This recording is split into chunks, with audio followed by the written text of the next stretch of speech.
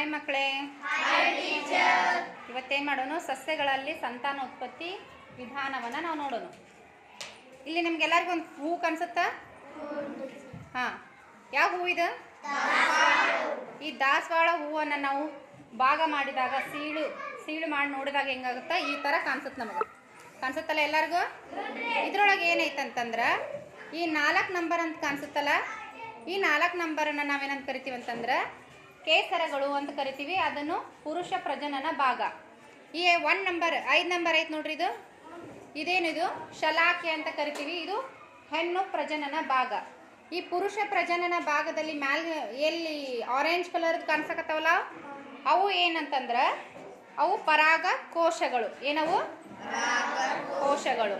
ಈ ಹೆಣ್ಣು ಪ್ರಜನನ ಭಾಗದಲ್ಲಿ ಅದು ಒಂದು 5 ನಂಬರ್ ಬರ್ದಾರ ನೋಡಿ, ಮ್ಯಾಲೆ ಕಾಣಿಸುತ್ತಾ?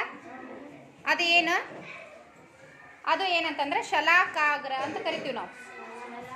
ಆ 1 ನಂಬರ್ ಒಂದು ನಳಿಕೆ ಕಾಣಿಸುತ್ತಲ್ಲ, ಅದನ್ನು ನಾವು ಶಲಾ ನಳಿಕೆ ಅಂತ ಕರಿತೀವಿ. ಆ ಶಲಾ ನಳಿಕೆಯಲ್ಲಿ 2 ನಂಬರ್ ಕಾಣಿಸುತ್ತೆ ನೋಡ್ರಿ, ಇದು ಫುಲ್ಲ. ಇದು ಏನಂತಂದ್ರೆ ಅಂಡಾಂಶಯ ಅಂತ ಕರಿತೀವಿ. ಹೆಣ್ಣು ಪ್ರಜನನ ಭಾಗದಲ್ಲಿ ಇರ್ತಾವೆ ಅಂಡಾಂಶಯಗಳು.